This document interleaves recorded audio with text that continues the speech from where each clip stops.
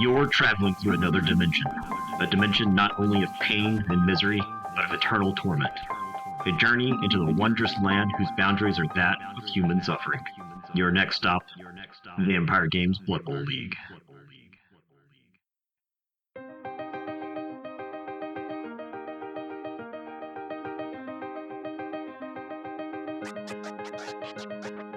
Welcome into episode 5 of Untitled Blood Bowl League podcast. If you're wondering where our name is, we will come up with a name for this podcast as soon as Michael Morales comes up with a name for his team. Yeah, we're in the asynchronous era of the league. This happens quite often in a Blood Bowl league where a couple of games get held up for whatever reason, and so you don't have the clean breaks that you did. So we've got some week 5 games that have happened, while there are some week 4 games that have yet to happen. But usually it all gets caught up at some point, and we'll be looking forward to that. Yeah, in the meantime, we'd like to extend our thanks to the players of the league for making our job much more difficult when it comes to providing salient analysis, but we will make do. Yeah, this week we're going to cover level up paths for players and teams, since we're kind of getting to the interesting part of the league where a bunch of skills have been taken, and decisions that you make now, they start lasting for the rest of the league. Yeah, unless you have some players die, which, it's a fresh Well, start, but at least they get added to the in memoriam section. that is true.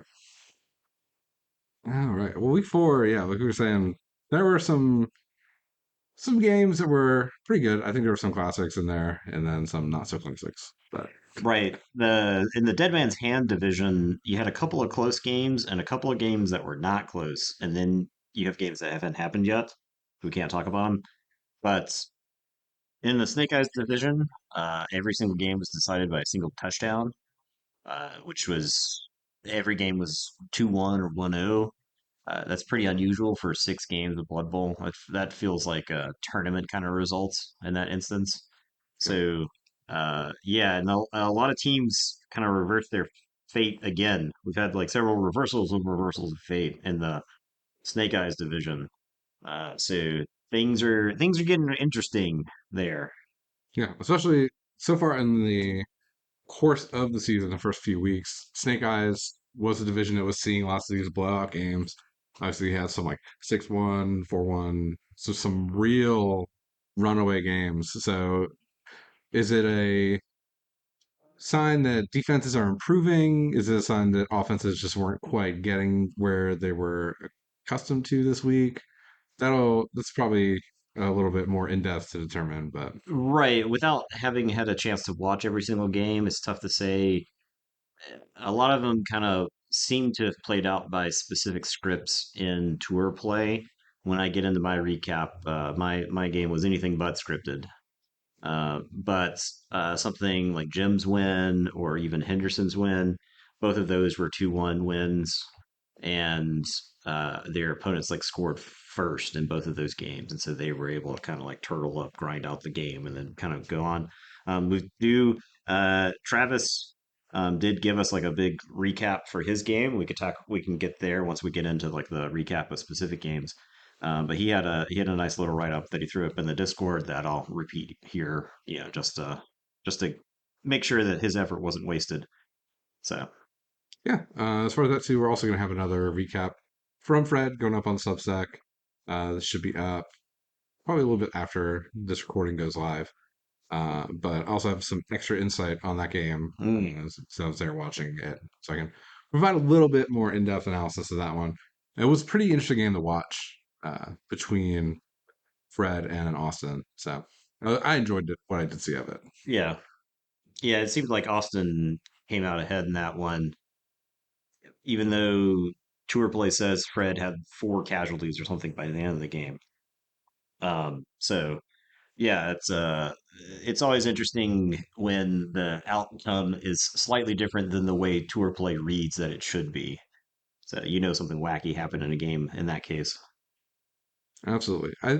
If last week was a story of nothing ever happens in a game of Blood Bowl, this was definitely a week of everything happened. Even games that were 1-0 had lots of events going on, lots of fouls thrown, players getting injured randomly. Just a little bit of everything in every game. Yeah, well, this was a fairly, as far as the league is concerned, a fairly benign week for casualties. There was a lot of permanent damage done in a couple of places, Mhm. and and your game was honestly most of the deaths for the week, so I'm sure you'll cover that once you get to your recap. But yeah, the as far as I saw, there weren't a whole lot in the way of like debilitating injuries that occurred, other than the actual deaths. Yeah, yeah, yeah. I mean, I can jump into that recap. Yeah, may as well, That was right? the first game that we had on the docket for Dead Man's Hand. So my game was a 0-4 loss to the Ogres. It was a game that kind of started off badly and then just kind of all went downhill from there. Losing the kickoff was a thing I definitely did not want to do, um, especially because Sean had both Bomber and Cindy, Mm. so it was kind of guaranteed that he would have a Bomber on the field. I was trying to avoid that as much as possible. And really, it was a game of dice.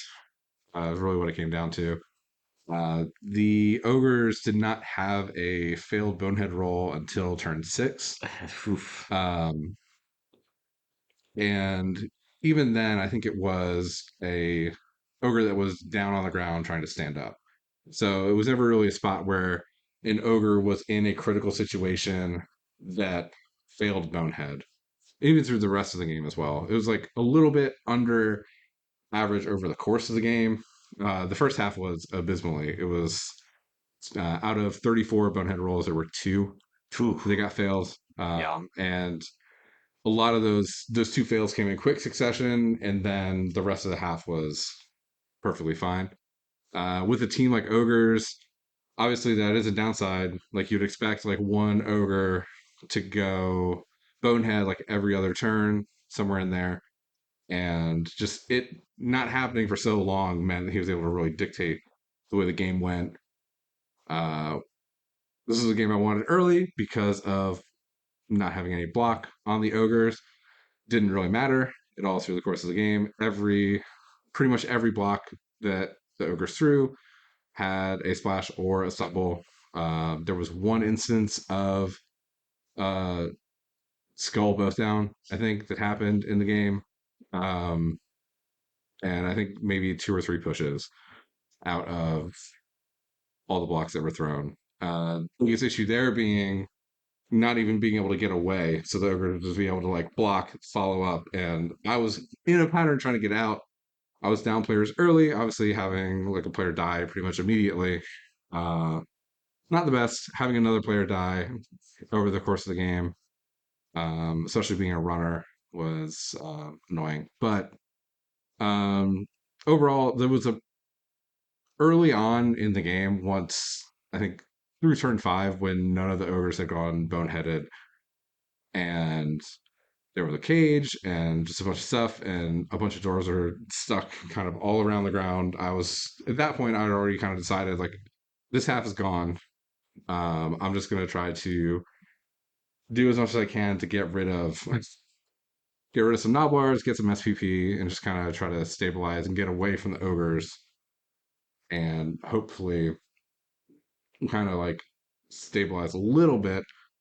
And that really didn't happen. I mispositioned at the start of the second half, where an ogre was able to blitz me with two pushes and then kill that runner.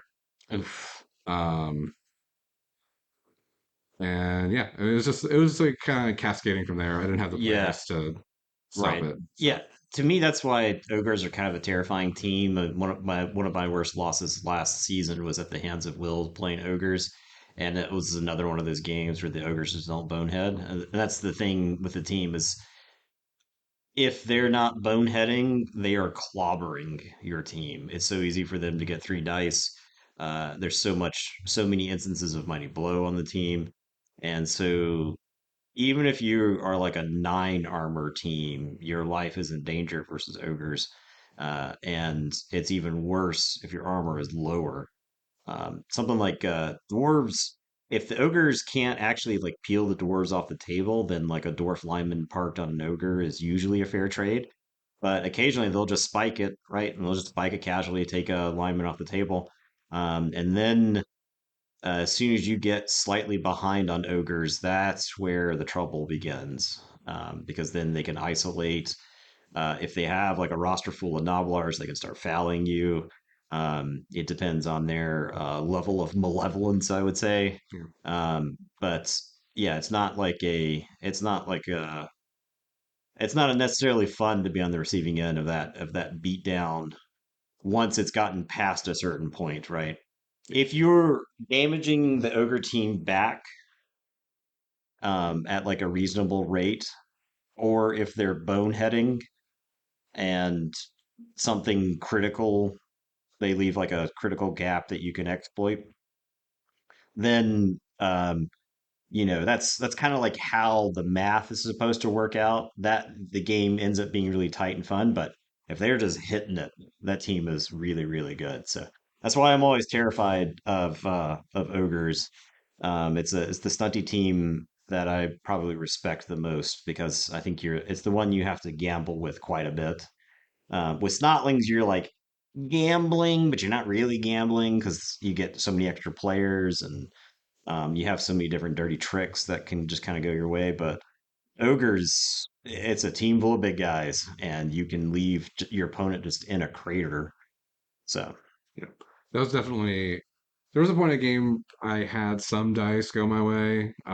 That was mostly out of necessity, just having to try to keep ogres from hitting me and having to take some uphill blocks that turned out decent enough. So there were a couple times in there, but it just wasn't enough. I could never get an ogre off the pitch, right. um, which was the biggest issue. I think if I could have been able to get rid of one at some point, that would have been huge. Less even Noblars were almost impossible to get off. Rolling a 6 into a 3 Yeah. happened a good bit. Yeah. So Yeah. Yeah, that's my ultimate complaint about Noblar slash Snotling players is that yes, they have terrible stats, but they still live far longer than they really should. Just once upon a time, Tichy gave an additional +1 to being injured. So Snotlings would get casualtied on like a 8, I believe, because Tichy gave you a +1 and then you were rolling on the stunty table. That's not the case anymore. They got rid of that rule. So yeah, if you can't roll above a 6 on the actual injury itself, then the Snotling or Noblar just sits on the table, there to pester you again in the future. yeah.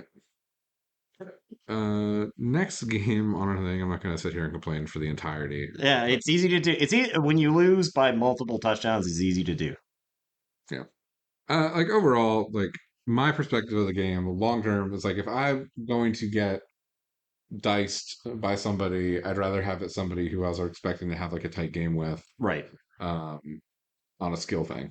Like I'd much rather get diced by someone who I would expect to, over the course of like 1,000 games or whatever, win a majority of them. Right. Right. So I'll take that. Yeah. But next game we got Black Orcs versus Halflings of Salesmen versus Halfling Justice. Um, 3-1 win for the Halflings, continuing the full rebound from the week 1 loss. Yeah. The Halfling Justice is undefeated in divisional play at this point, and yeah, definitely another rebound game for the Halflings. Kind of went according to script. It looked like the several casualties in there. I think uh, Jurgen is down a couple Black Orcs for the next game. You don't really like that because that's kind of like the backbone of the team. You really want all of your Black Orcs every game if you can help it. Maybe losing one, but two is like a substantial blow to your team's like actual strength. Yes.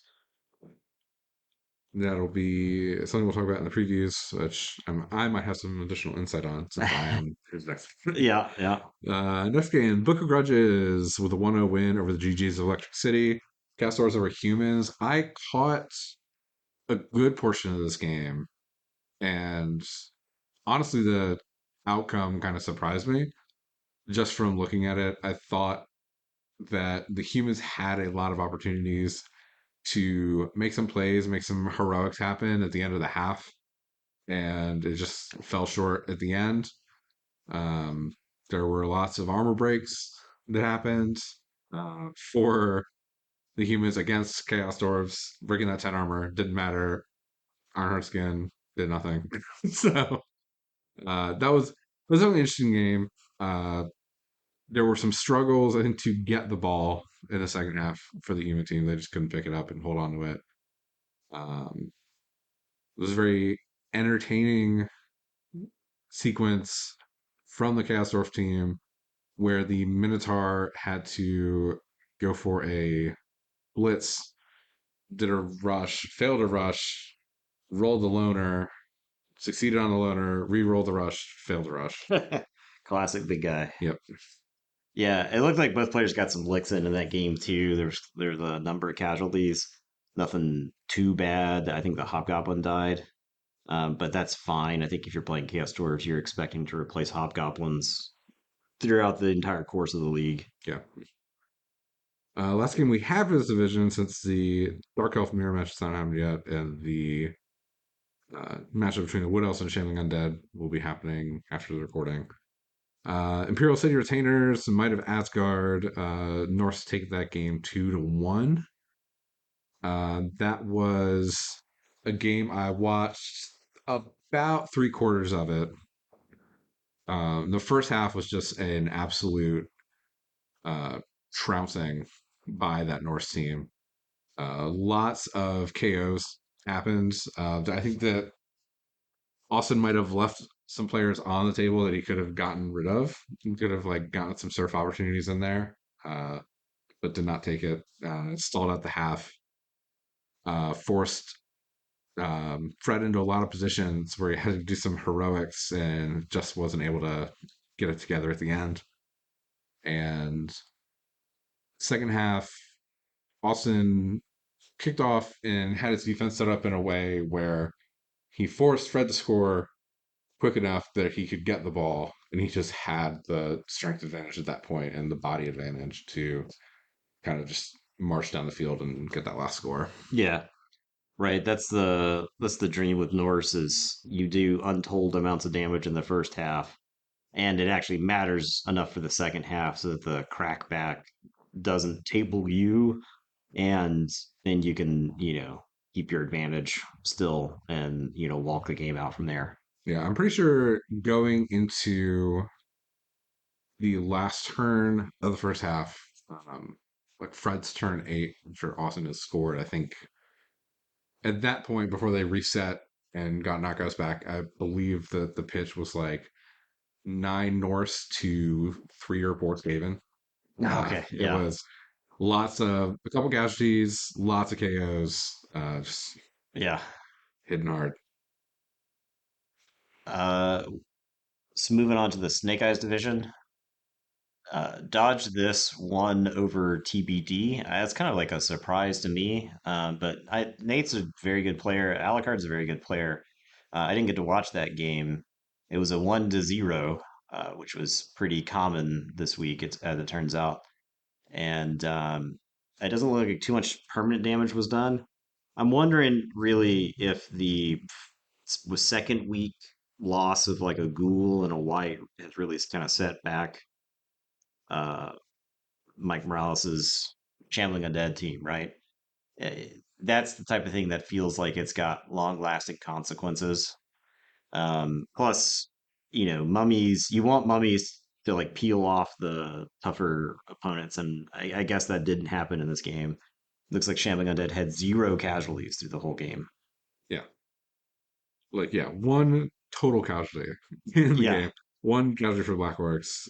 It's like lots of fouls going back and forth, but just not anything like really happening from that. So that's the kind of thing where, yeah, you'd expect that the undead has like a little bit more speed with like ghouls. Um, Yeah, and you would think like when I've played Shambling Undead in the past, whites just kind of feast on stunty characters. If all things are equal, you take your blitz and you use a white to go hit a goblin. You got a pretty good chance of taking the goblin off the pitch. And that didn't seem to happen in this game. It could be KOs that we don't know about. The Black Orc goblins are actually slightly harder to take off the pitch thanks to the thick skull, so that could have mattered. And it's also possible that you may not have the luxury of punching the easy soft targets mhm, during the course of a game, right? The realities of playing Blood Bowl often um, just kind of like counteract the known wisdom of a game, and so you might be in situations where you have to like rush with a mummy to blitz a black orc because that gives you a better position type of board state. And you while you really want to be hitting these goblins, you're still also trying to like win the game. So I have no idea how that game played out, but I could see stuff just going wrong. If you're zero casualties, zero touchdowns, and in a loss, then your dice clearly weren't very good. that's definitely true. You think like at this point in the season, I think you'd expect the Sheffield United team to have more than two goals. Yeah, right. They That's lost. They had to buy two. They had to basically replace two players, right, yeah, already, and so that's pretty bad. That's like a disaster, sort of. yeah, So yeah, it's tough to really like pin this loss on one thing. But if I had to guess, it would be the early casualties that he took.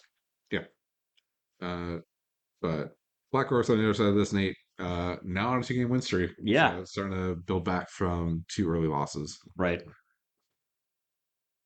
We've got after that the ROUS versus Slaughterhouse 11. Yeah, my game.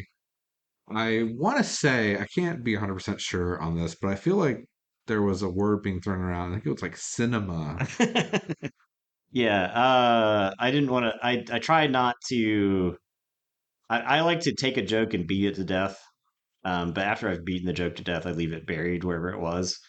But yeah, this game was the first half of this game was like a complete game of Blood Bowl, and the second half was one of the most brutal dicings I have unleashed on any of my opponents in a long time. In the first half, Juan won the option, and so he decided to receive the ball, and the ball was on a gutter runner pretty fast, and I made the determination it's not worth it to try to stop him from scoring. I just have to, I'm not going to make ridiculous plays. I'm just going to target people. And like on my first turn, this has not happened all league, but on my first turn, my blood spawn blitzed somebody, casualtied them, and killed them. And Juan was forced to use his apothecary right off the bat. And so a turn one apothecary and your Skaven has got to feel terrifying.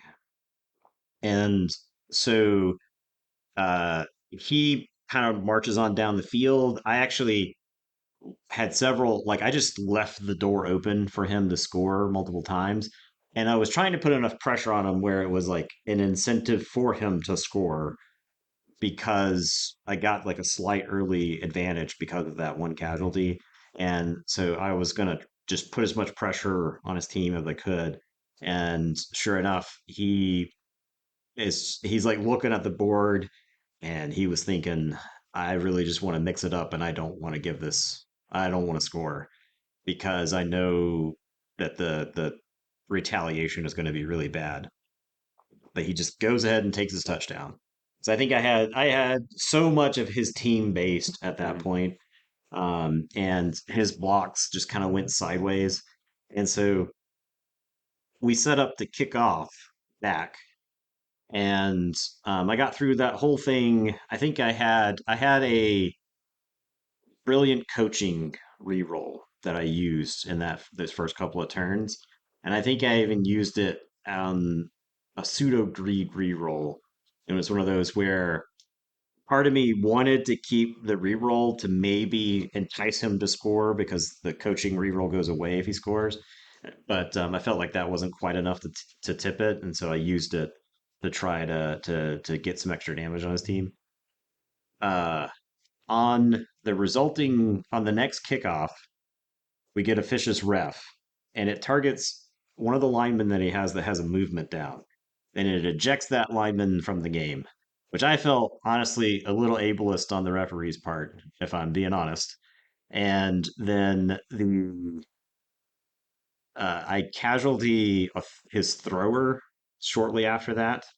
No apothecary to keep it in the game, and so it's out of the picture.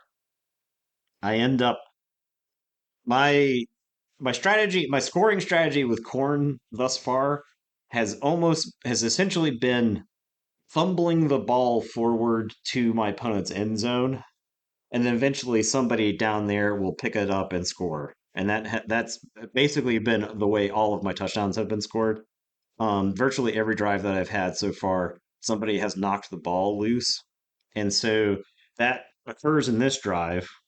Juan does some crazy stuff, and he gets a blitzer to one die my ball carrier, and that was on the back of my Bloodspawn rolling another double skulls in this game, failing the loner check. So we're games in a row with the Bloodspawn double sculling is at 3 right now, and so I um that was a disaster because the guy that Bloodspawn was targeting was then able to go run and hit my ball carrier.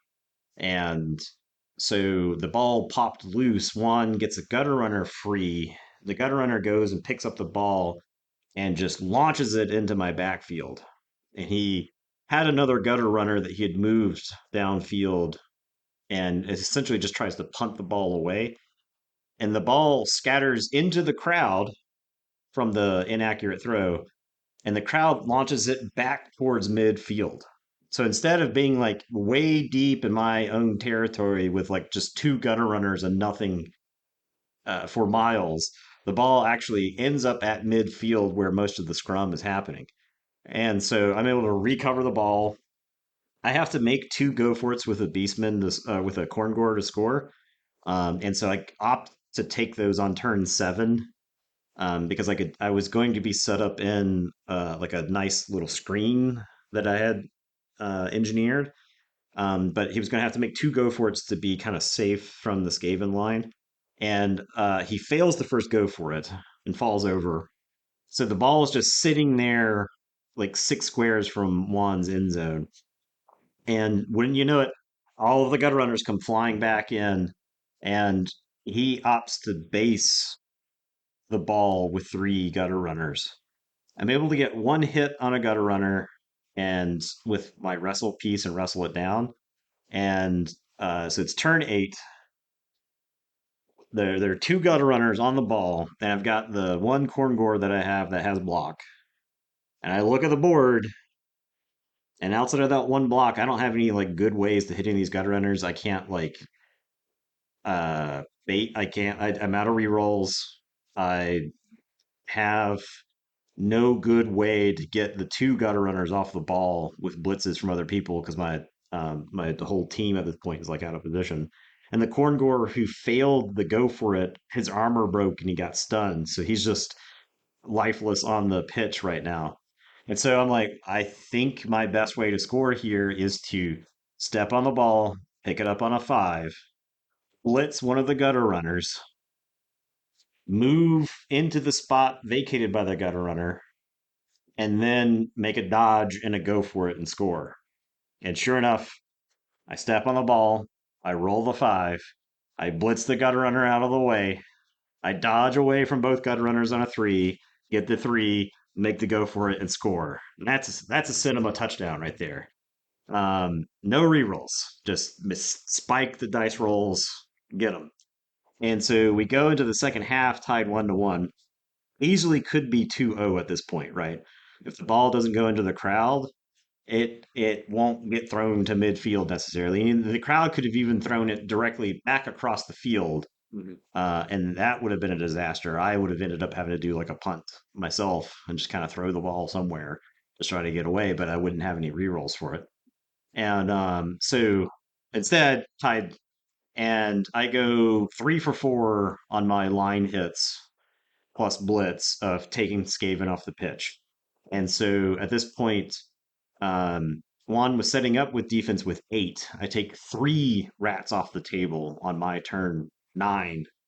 And then he's running terrified the whole rest of the half.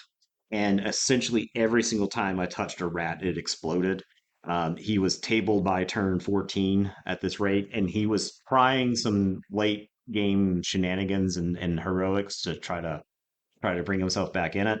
And but my team was so bad at moving the ball, and Juan actually popped it loose a couple of times, and the ball ended up going back into the crowd again and like launching around and stuff like that. So I eventually score on like my turn 15. I figured the sporting thing to do would be to give him 2 turns because he didn't have anybody on the pitch at the time. He manages to get 4 out of his 5 KOs back, and he makes like an attempt at it, but he just doesn't have nearly enough people to try to score. So I ended up picking up the game 2-1. So yeah, cinema.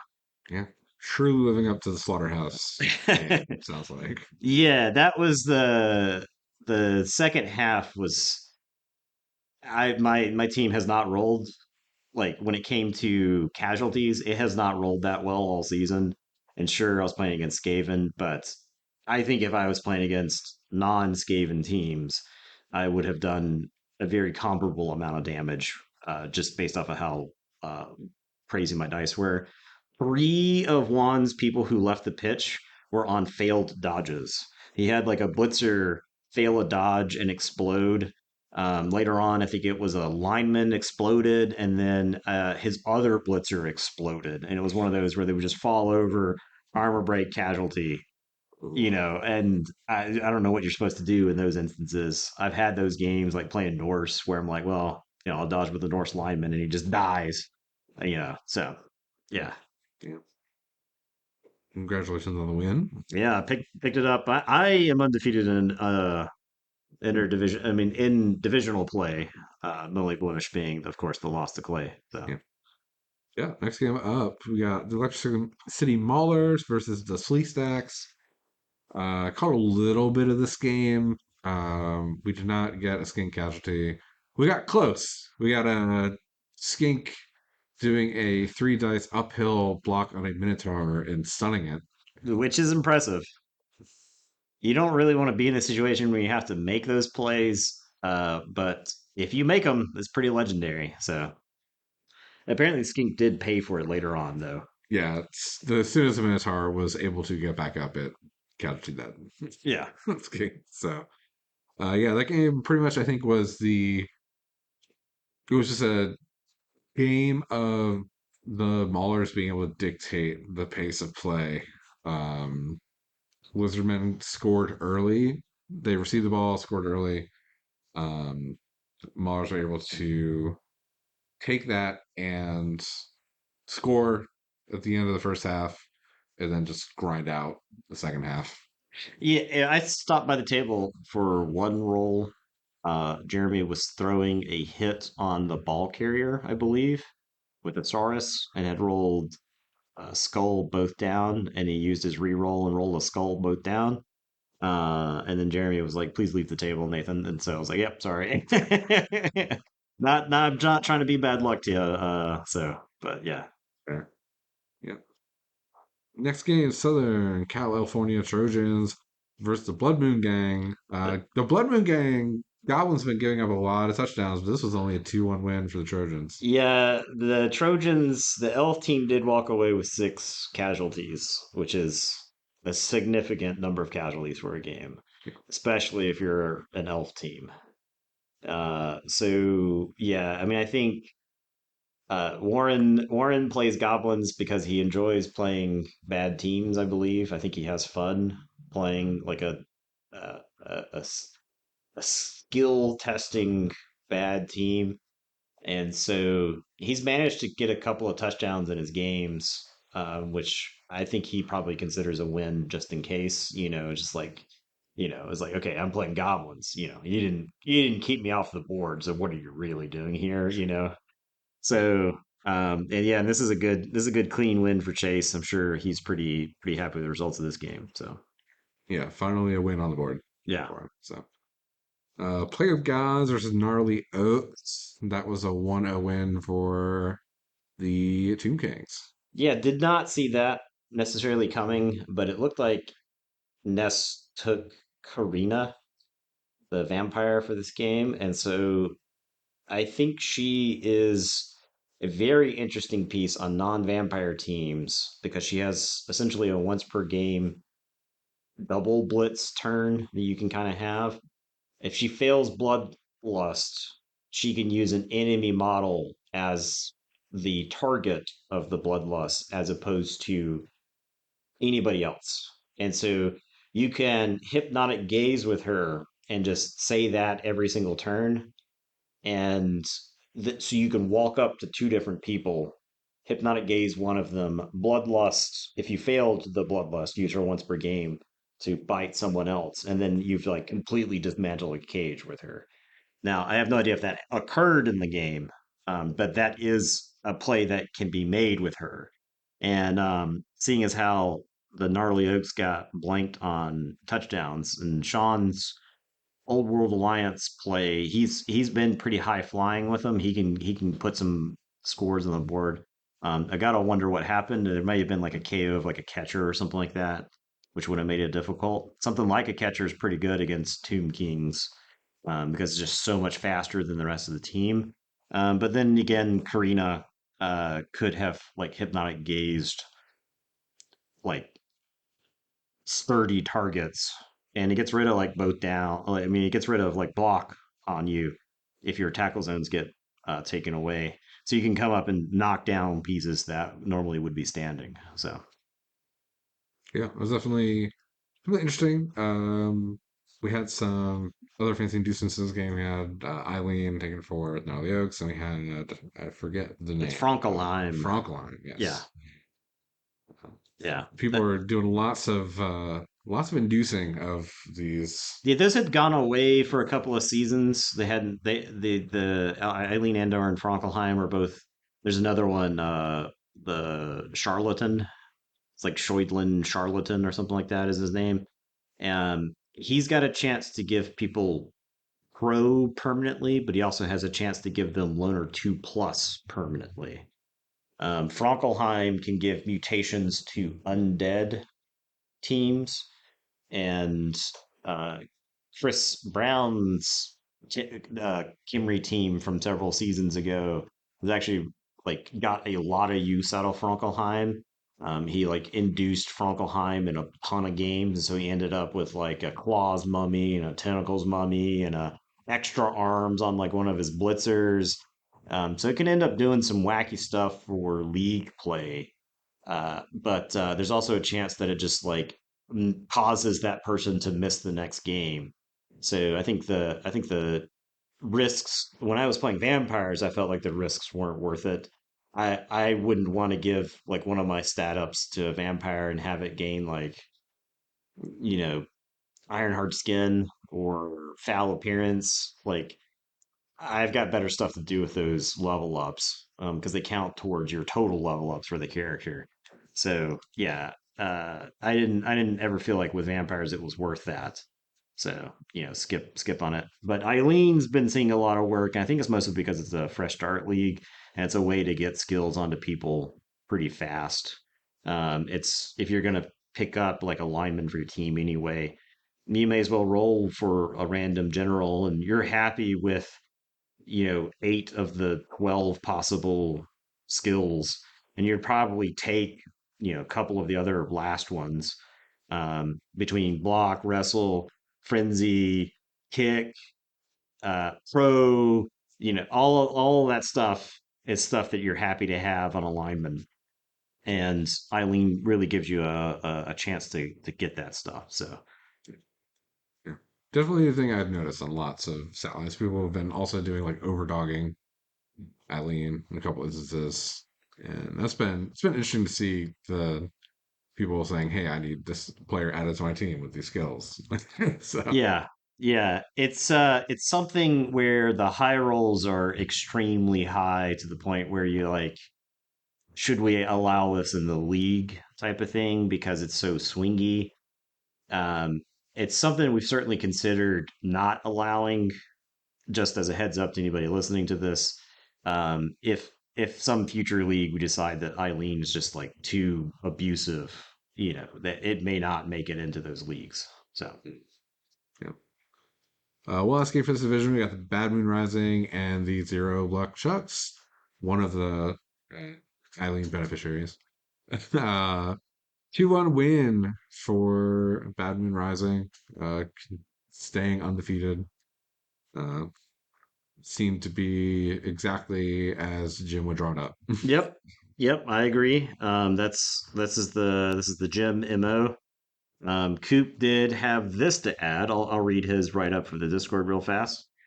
Despite some turn 8 heroics where my tackler 5 plus dodged into the box and got the 1 die block on the ball, managed to splash the blodger and score at the end. Oh, he managed to splash the blodger and score at the end. So the tackling, this is the block, dodge, tackle blitzer that Coop has. It's one of the best players in the league right now.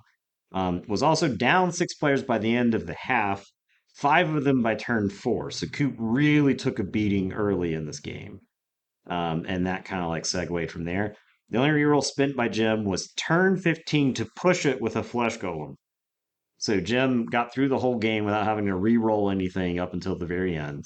And overall, well played by Jim, where I was down by a lot of players early and I couldn't really compete. Turn 12, I did create a situation trying to force Jim to score, but he didn't take the bait and reformed his cage back away from the goal line and grinded out the half. So there you go. That's the coop quick right up there. And yes, that's some classic Jim right there of not like not falling for bait. So Yeah, especially the times I play Jim, it's like you have certain teams, I think, where you're able to overcome being down players and get around that. But I think a coach that's going to punish you for that every time is going to be someone who is being very deliberate with their actions, going through and just maximizing every single turn. Once you start getting down players, is you are in the like jaws of the boa constrictor, yeah, and right. he's just squeezing Yeah. you Yeah. every turn. Yeah, the lights are slowly going out, but they're not even going out fast enough for you to be you're like it's over. Mhm. Why am I not just dead and eaten? But no. Like there's still 7 more turns of this Blood Bowl game. So, guess what? You're getting Yeah, squeezed for that much longer. yeah, yeah. Last game for the week, the interdivisional game, the Great Tree Good Boys and the Rotten Peaches 1-0 win for the Amazons that seem to be unable to fail a dodge. Yeah, so this is the classic Amazon position of where you can reconfigure the board on the fly, right? You can change your defense around. And oftentimes that forces the opponent to base you. And so then you get to decide whether I want to throw hits or whether I want to just reposition. And so, funny enough, despite the Amazon stat line, I think they are really good at bashing teams that are less mobile than them because those teams are forced to base. And so it's not surprising to me the number of gnomes that got picked off in this and during the course of the game. It's different versus say goblins or snotlings or halflings where they start with dodge. Um, Amazons don't start with block, and so gnomes not having dodge isn't the downside, right? You're not going to take the boat down when you hit a gnome with an Amazon anyway. And so it's easy to get 3 dice on a lot of gnomes, especially Jaguar warriors. And so, the gnomes are very similar to halflings in how fragile they are. And so if you, it's a product of a number of hits on them. And so, uh, and in that case, I think gnomes are at a severe disadvantage because they're losing players at a far faster rate than the Amazons are. And they're not like mobile enough. They're not fast enough to try to like get around. It's not like Skaven with gutter runners where, you can outpace the rest of the Amazon team. Foxes aren't that fast. So yeah, I'm not surprised by that outcome. I don't think the gnome teams really want to play against a team like Amazons. Yeah. So when you're like highlight player, your MVP of your team is the Fox, and you're facing down, I think two of probably my top five like positionals in the game with the Jaguars and Piranhas. Like, Yeah, especially Piranha that is stronger than you and has like the same speed yeah, and and hit and run, right? jump up. Yeah, Like you're not getting away from it. right. It's that's just a kind of a nightmare positional to go against. Yeah, I think this is like a on paper. I think this matchup is bad, and so I think a 1-0 win there. Will's actually probably fine with that, as opposed to giving up like three or more touchdowns, Mhm. which might have been the case depending on how bad things went in the game. So Yeah. I'm going to add there that the Dead Man's Hand is up 3-1 in interdivisional play for right now. So my division, I mean, I'm definitely part of the problem there, right? I lost my game, but yeah, our division's got to step it up. Yeah. Yeah. I mean, even some draws would be helpful for y'all. Or, like at least stem the bleeding a little bit. Right. So before we get into some more discussion about some skills, we do have to do our in memoriam Yeah. section. I think you have a Yeah, list. I've got the list here. There was a hobgoblin lineman for the Book of Grudges named Vampires. The Book of Grudges being the list of things that Ide hates in the game, I'm assuming.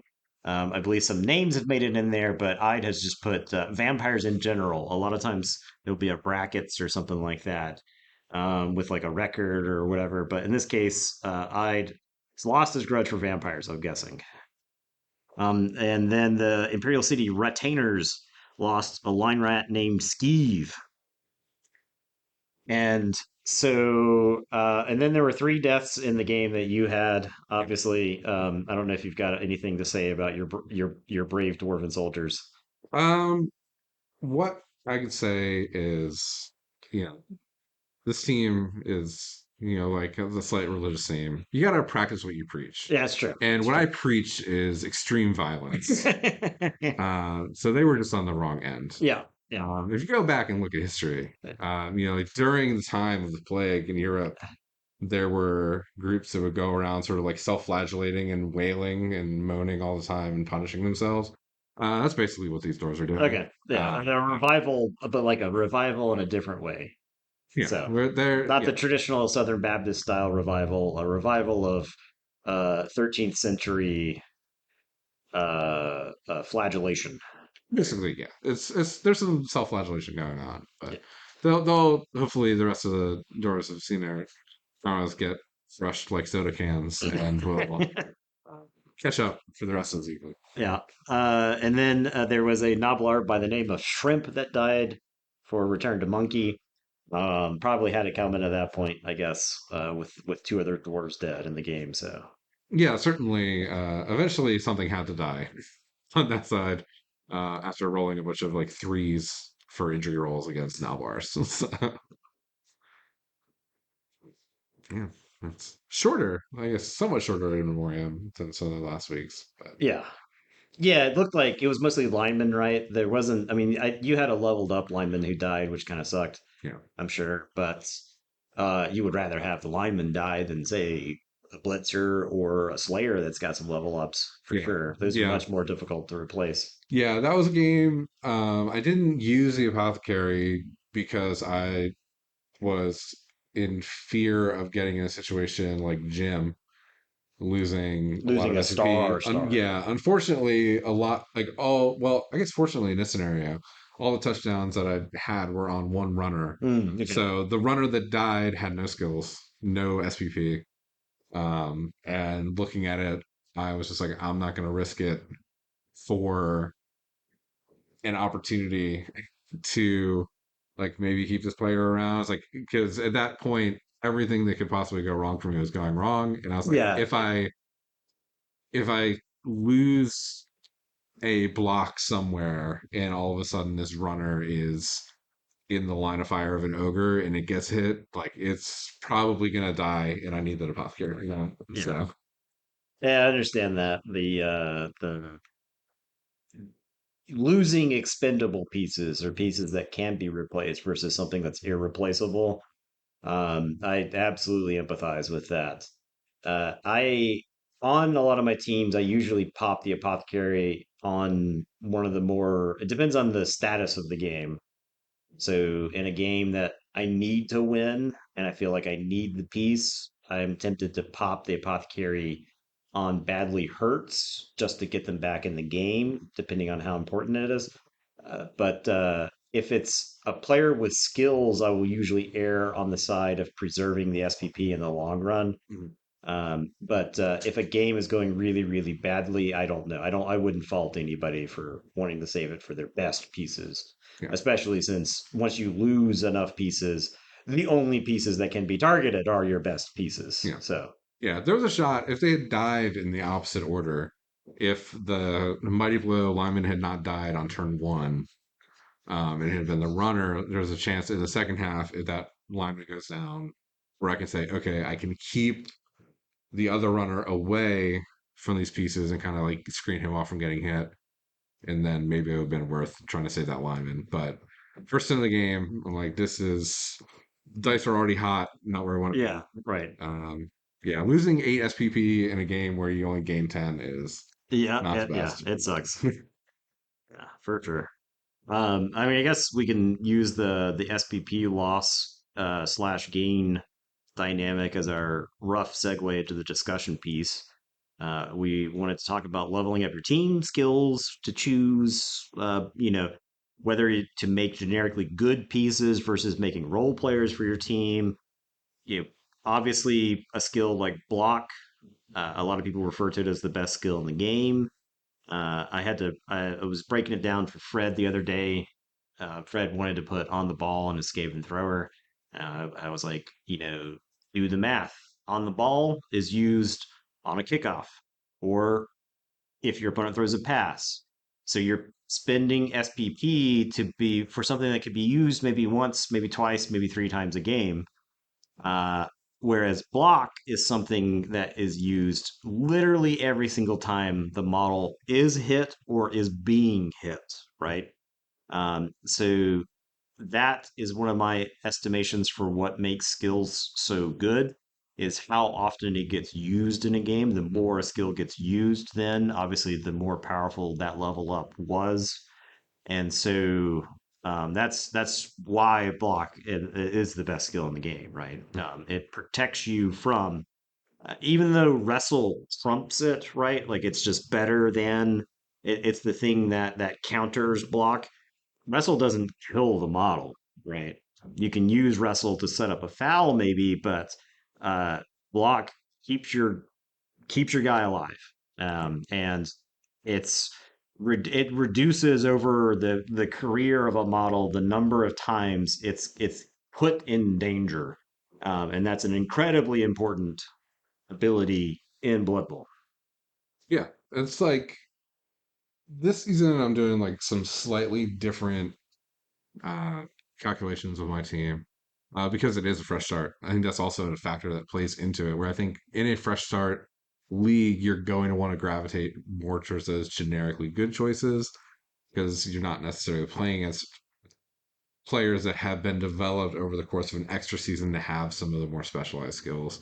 So, like, I know, like, my runner, Benny Spin, he's got a secondary skill he can take, and I'm probably going to just go for dodge, where in previous seasons I waited for the movement up, uh, mostly because there was a good amount of tackle in the league, and there's not quite as much of that right It's now. far less tackle. There's just far less tackle in the game since Chaos Dwarves have been nerfed. Hmm.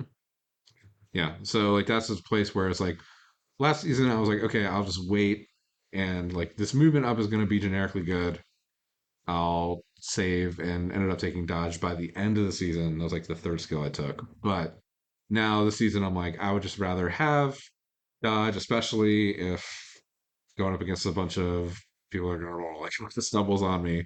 I'd rather have that blodge piece locked in. But even like some of the other players on my team, like looking at it, I've got a lot of players that have like 2 SPP to 4. So looking to add skills hopefully over the next few games. And my being the bashy team, like I'm looking at just adding Mighty Blow everywhere just Yeah, to build up towards those second skills that I want. right. That's the long-standing argument for Mighty Blow on piece that has strength access main and starts with block, right?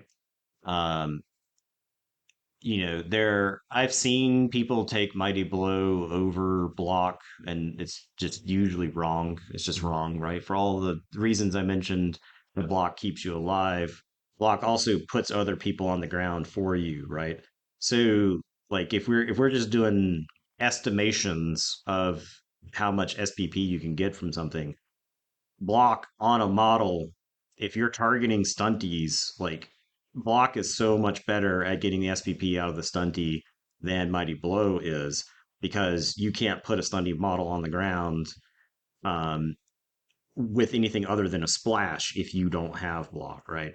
Mighty Blow really good at cracking. Mighty Blow is disproportionately good against armor 8 teams, Mhm. and it's solid versus the dwarves and whatnot. I'm sure you felt the brunt of that and against the ogres, Yeah. but it's solid against them. But against the bashier teams, um, especially if you're dwarves, I really like having some guard in the mix. All your guys start strength 3, and so you got to, if you play against like black orcs, or there's no regular orc teams in this league, but if there were regular orc teams, you would want some guard to help out. That's one of those interesting level up decisions where, by the rules of the book, you're supposed to make your level up decisions as soon as your game ends, right? You essentially are supposed to lock in your roster before the next game, but that's not the way tour play works. In tour play, it doesn't force you to spend skills at the end of the game. You can wait to see who you're playing and decide what kind of skills to take. And so you can, there's a lot of times where tackle, guard, mighty blow get picked depending on what opponent you're playing against. And I don't mind that from like a strategy point, because I think that is one of those, that's some of those decision points you have to decide on.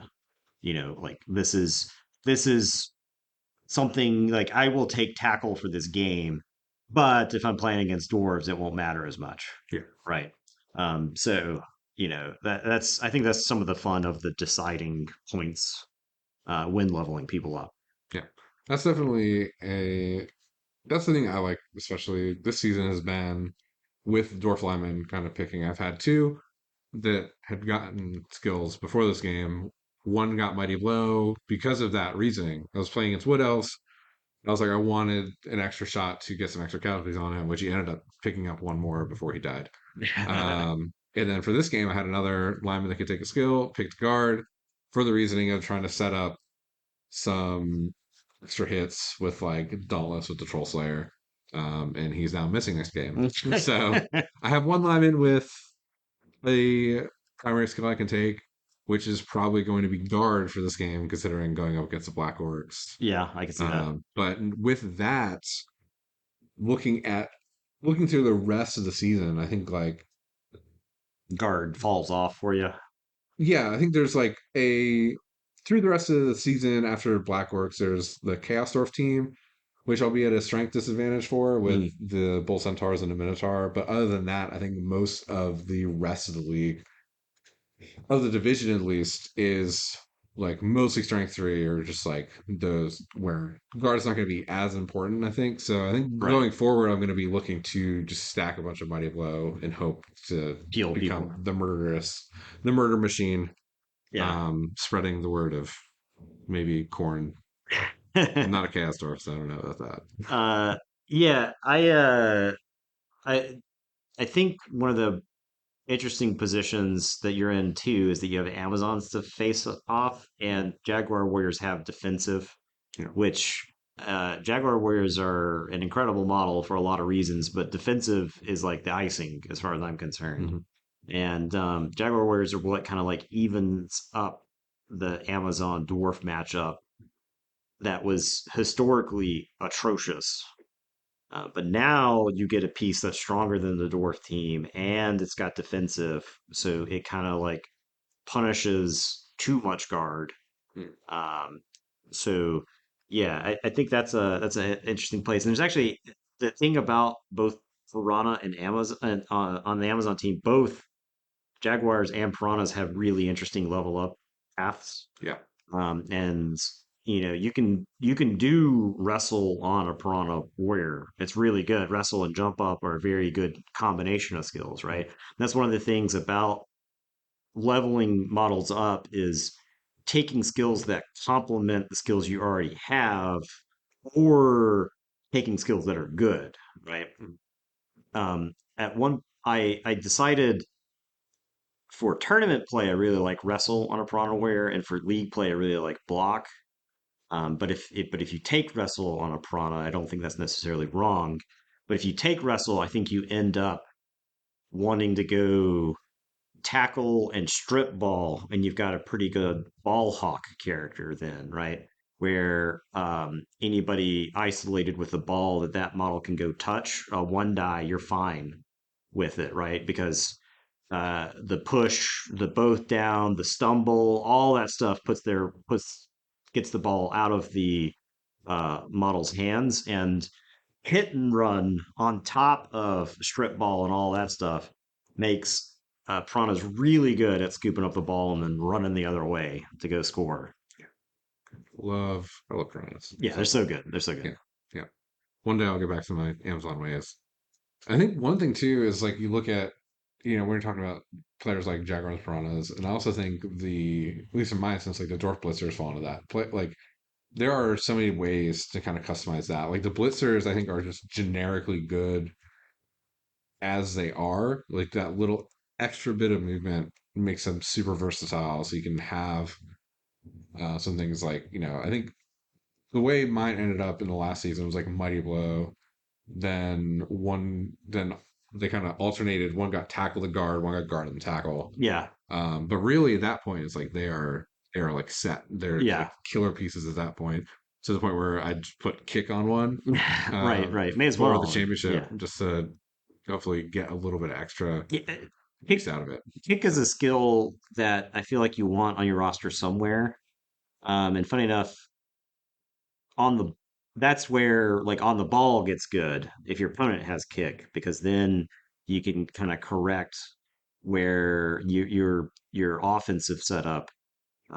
The thing with kick is really good on fast teams because it sets up the absolutely devastating blitz, onside kick blitz, or the deep kick blitz, where your opponent has more models near the ball than you do on your reception. And so that's like those scenarios become like blowout territory, and kick enables that. Kick also lets you do some cool stuff on the setup. I really like an asymmetrical setup when I've got kick. I like to move three models to one sideline and then set up columns through the rest of the field. And so if your opponent wants those line hits, they have to like move their models to that side, and then you can kick the opposite side. And so they've like kind of overloaded one side of the field, and then you're kicking to the opposite side. That's really good against like slow teams Mm. because it's hard for them to correct the board positioning from there. And then if they spread out, then that's also fine usually, because that means that you can kick to like the weak side of the field, or you can kick shallow and you're set up. So, kick is just like a really good skill to take somewhere along the way. Yeah. Something that I'm less inclined to do these days is to pay for doubles skills. I'm way less likely to do that just because I've been bitten by inducements Hmm. so many times on teams. I usually try to stick to primary skill ups. Um, there's like big guys need block. That's the one instance where I'm fine paying a double for it and never thinking twice about it. But after that, they're like I never got to the chance where I could have taken Mighty Blow and a werewolf, but Mighty Blow seems really good in a werewolf. But at 40 team value for that was kind of hard to justify in some instances. When like a number of players in this league want you to take much as stuff as you can because they're going to overload on inducements before the game, right? Mhm. And so I'm not going to. I me personally, I'm shying away from double skills these days on models that don't need it. Dodge is definitely one of those, and um, dodge is definitely one of those skills where the doubles can be hard to justify, especially if tackle becomes rampant. Um, but I've seen people take dodge on their big guys, just because they got block, might as well give them dodge. Yeah, I'm sure as the league progresses and we see some more events happen with people getting some skills, we'll have some to judge. But most of them so far have been the basics, block, dodge, and stuff Yeah, like that. So I'm sure we'll get some interesting ones in the near future that we can bring up and be like, oh, like what are the merits of this? Like what's the strategy here? right, Like how do right. we feel about it? Yeah, But yeah, that's a good spotlight section. yeah. There you go. We There you go. got Yep. we got some week 5 stuff. Previewing games, Dead Man's Hand, Jolly Rotters, and the Imperial City Retainers facing off. Yeah, I think Fred's going to be running for his life in that game. Um, just mummies are natural predators of many things in Blood Bowl, Mm, especially armor 8 teams. So Fred's really got to be careful about keeping his team preserved in that game. Otherwise, Shambling will just grind. Uh, Shambling likes to grind Skaven teams into dust. They're not necessarily able to stop Skaven from scoring, but you're better off playing a game of keep away with against Skaven typically. So yeah. One thing that did come out of the game that Fred played against Austin, the Router has 10 SCP already. mm, So it's not quite at the range to get block yet, but it's very close. very And close, very with close. this Yeah, with the game, you like get yeah, casting on a skeleton, yeah. it shouldn't be too hard to get. Stay the course. Don't cave. Don't give it guard. Don't give it Juggernaut. There's a lot of temptation to do that. But when you're at 10 SPB, stay the course. Keep the big guy healthy. Don't give blitzes on your rat ogre to mummies. Right. That's one of the important things about say the rat ogre and the minotaur is that they are only armor 9, which means if they get alpha struck by one of the other big guys, there's a good chance they get taken off the pitch. Yeah. So keep the rat ogre safe, give it some targets, give it some soft targets, and get block on it, and then you'll be pleasantly surprised by how much better your big guy is once block is on it. Yep. Yeah. It'll be interesting to see. There is a chance that some damage could be done to the Jolly Rotters with their week 4 games still having yet to be played. So we can't give like the full preview, but Yeah, I think. maybe maybe a mummy randomly dies. Who knows? Yeah, I doubt the mummies are in danger versus wood elves without like a tree involved, but ghouls are constantly in danger. You could win a game 5-0 with gambling, and still have a ghoul die, Yeah. right? Just because they're the guys that don't have regeneration on the team. Mhm. Yeah. Next game will also kind of be a game to see exactly how things play out. GG's of Electric City versus the V Stars, Humans, Wood Elf. I suspect that both of these teams really want that win, and there's a chance that if one of these teams is outside the playoffs looking in, they go back and they look at this game because I'm willing to bet one or the other of the teams is going to be at the spot directly ahead of them, and they wish they had the win of this game. So Yeah, I think it's gonna be interesting to see. Obviously Chris added, I believe, he added a catcher I think to so. the team. So catcher gonna have to run for his life against a War Dancer. That's true. It feels like one of the worst matchups you could have Yeah. in that The regard. word answer is you, but better. Yeah. Yeah. Yeah. So we'll probably have a better idea of that game after, of course, unfortunately after this recording. Right. Uh, but we'll be able to come in and say we'll have a recap of that week 4 game and this week 5 game as well. Next up, Halfling Justice versus a Book of Grudges. Yeah. I feel like the grudges might be swapped around, Yeah. given the results of last season's playoffs. Yeah. And I also I'm willing to bet that Wayne is glad this isn't the old Chaos Dwarf team because there's so much left tackle to deal with. Mhm. Um, yeah, the new Chaos Dwarves, I've got a feeling that like parking a Chaos Dwarf on a tree and just letting the tree slap the Chaos Dwarf all day, because Mighty Blow won't go through the armor, Mhm. and you've got Thick Skull, so those models just kind of hang out. They're not easily taken off the pitch, and even fouling them doesn't do any good, Yeah. thanks to Iron Skin. And I'm willing to bet that the casualties in this game is probably a lot less. Now, of course, Wayne's going to have a lot of inducements to work with. Um, we'll probably see the bog standard Griff, the bog standard Chef. Now, the additional piece that gets taken in this instance, I'm not sure what that will be yet, but we'll see. And I could overdog something if he's Mhm. like really wants to win the game. He could pay for something just to see how a bomber is not unusual against halflings because it's really good at exploding halflings. Mhm. It's really good at opening up the cage so that you can at least get a hit on Griff. So we'll have to see how that game goes. Um, uh, Wayne's got a lot of reps against these slow, bashy teams with halflings, and I'm willing to bet his halflings are a lot sturdier in this game.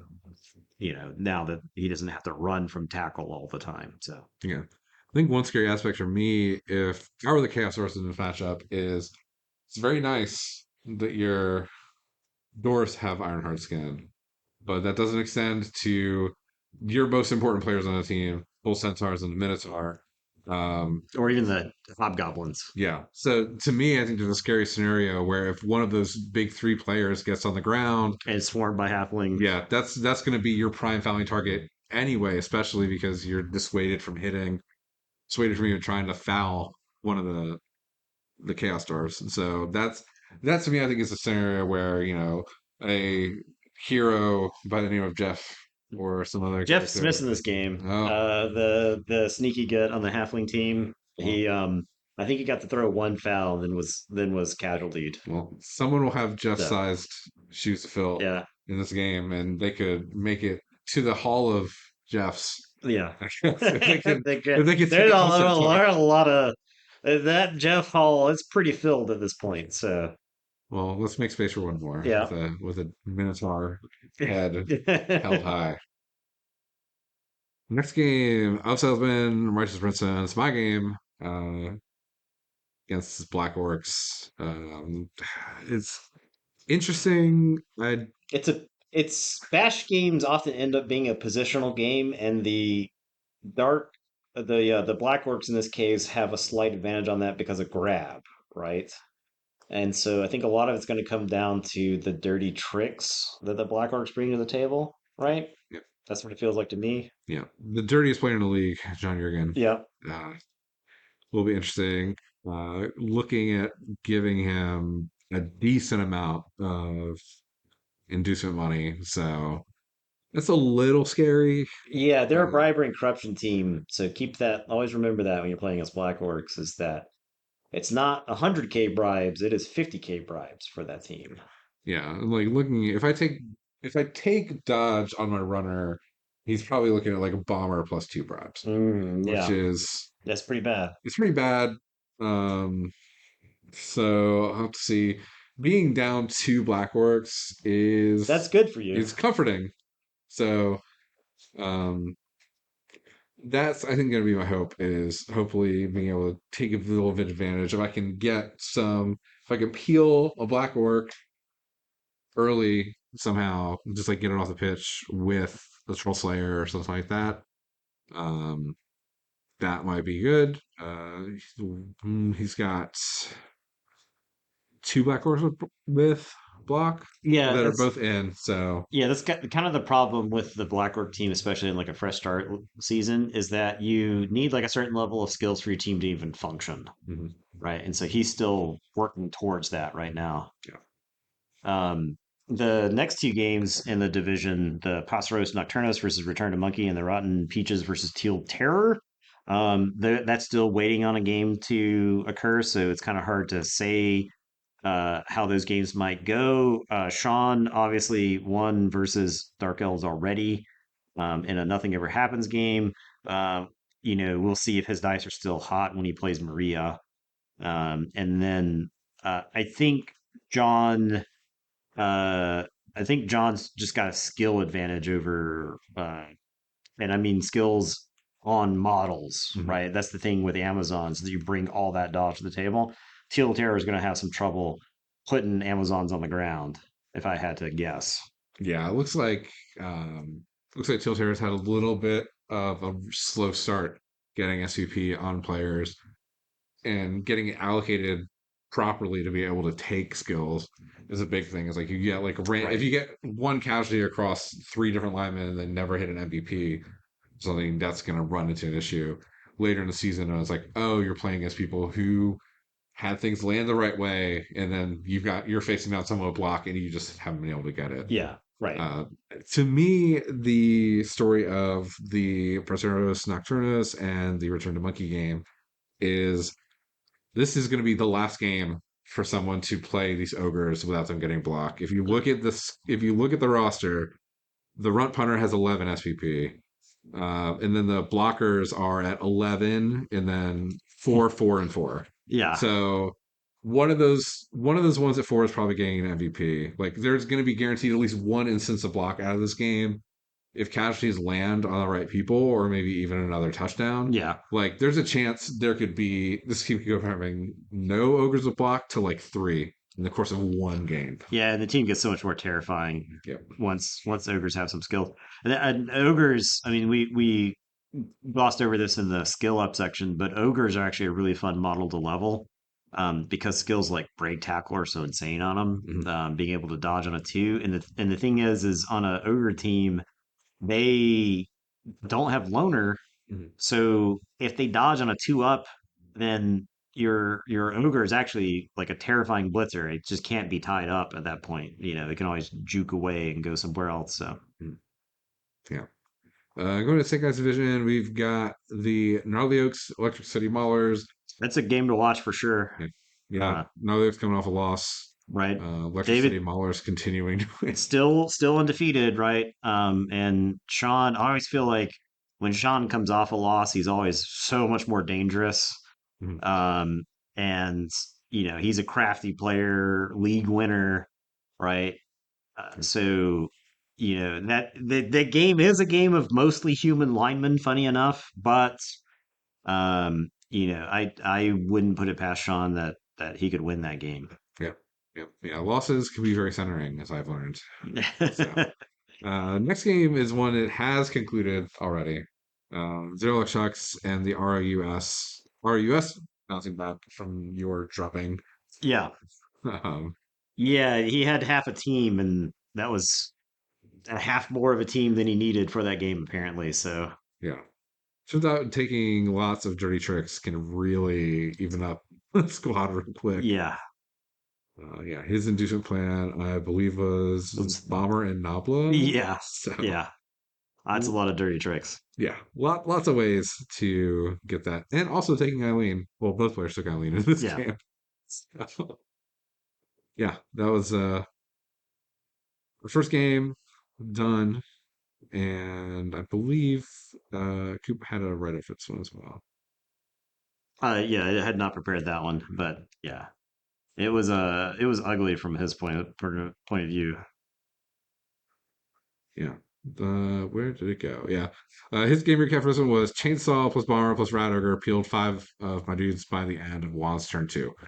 Yeah, that's a So lot of downed players. yeah, that's it's gonna be hard to keep up with anything at that point. Yeah. So Yeah. So I guess similarly to the game against Necromantic Horror, it's just like being down players against someone who's got a lot of experience in the game, they're going to punish you for that. Right. If possible. Mm. Yep. Next up, we got Dodge This versus Bad Moon Rising. That's another game to watch Yeah. for sure. You got 2 game win streak on the Black Orc side. Jim's riding high on 4 right now, but Nate is no slouch at this game. I don't know that Black Orcs pair particularly well into Necro, but it's funny enough. You do actually have grab to counteract the sidestep on the wraiths. So um, Jim probably has got this one in the bag, but I wouldn't be shocked if Nate does some damage in the game. Yeah, you definitely see that. Like Blackwork versus the Flesh Golem, seeing who can come in on top of that will be interesting. Next up, Great Tree Good Boyus versus Plague of Gods. Yeah, I think Ness locked a win in this past week. Will lost, so uh, who knows? Who knows? Now, I do think that he's clearly trying to keep his team value low enough so they can kind of like paper over any shortcomings on the Tomb King side with star players. So it depends on the star player that he takes and depends on if that star player gets to enact its will on the game. And then Will, obviously, playing gnomes, you kind of want to do like an inducement plan too, but he's actually giving inducements the other way. Yeah. So now I do think gnomes are better against slower, bashier teams. I think they're actually kind of crazy against those teams. So like uphilling a mummy with a gnome and you're just looking for either a push or a both down so you can wrestle it, that's fine. Like you'll take those blocks not all day, but it's not insane to throw those hits. Mhm. So Yeah, and you got Tree Men that can kind of come yeah, in and give you some strength advantage. So yeah, and they're hard to take off the pitch. also very true.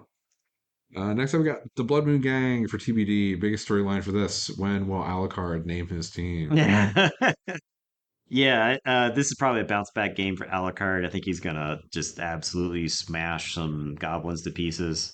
Now, Warren obviously he's got chainsaw, and I would not put a ghoul within a square mile of a chainsaw in that game. But if you, as long as you manage to keep your ghouls away from chainsaws, you're probably in good shape. Mm, yeah. All right. Last one for this division. We got the Sleeve Stacks versus the Slaughterhouse 11. Yeah, my Bloodspawn is gonna have block for the game. And so I'll end up giving him like 150k in inducements. But block on a Bloodspawn seems like a recipe for some dead Sauruses. So, especially since a lot of the Sauruses don't have block. Um, now, Skinks, on the other hand, I'll probably end up having to chase those wiggly little jerks around the field the whole time. But Jeremy's usually pretty fun to play against. The games I've played against him in the past have always been kind of filled with drama. And so, like something will go wrong for him. Mhm. And I think the games that we've played are closer than they may have looked in tour play. Just because there was always one thing that went wrong for Jeremy, and that's what I managed to like capitalize on and win the game. Mhm. Yeah. That's what I'm going to be watching just for interest of, inner store Yeah, rivalry. right. So our individual game this week, the Southern California Trojans versus Might of Asgard. I'm a little sad seeing another Elfin team from the Snake Eyes division. Uh, Oh, Seeing them pulled out of the pool, yeah. potential interdivisional opponents for me. But this will be interesting. Austin's riding pretty decently. He's got 2 wins this season.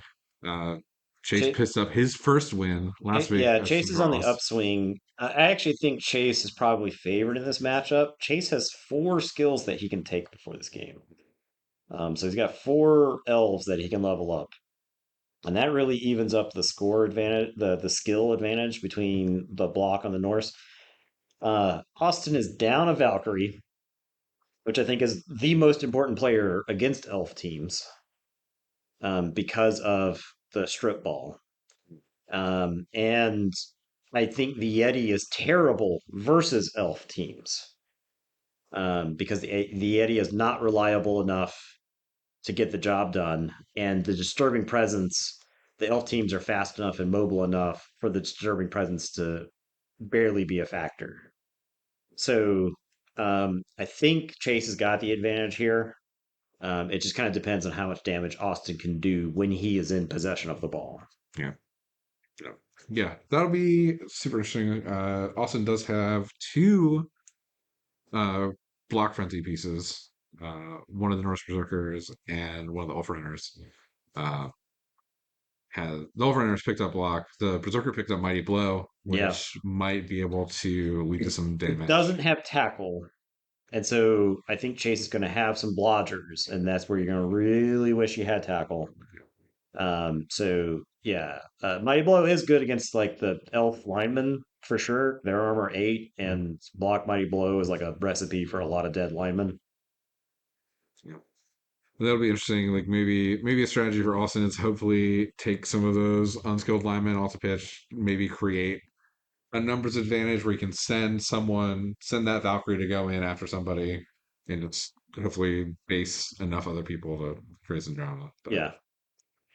Yep. yeah, yeah, that's the last game for this week. Yeah. So And then that brings us to the end of the episode. yeah, this week's gonna be. I think we're gonna maybe see some more division with some stuff. There's some people who were surprisingly low in the division so far that are starting to catch back up, but we're getting closer to the halfway point, which I think is where we'll get to really start talking. Playoff picture. Yeah, playoff picture deep into the standings. We'll have lots of storylines to go Yeah, into. there's a couple of undefeated teams in the Snake Eyes division. You also have a couple of completely defeated teams in the Snake Eyes division.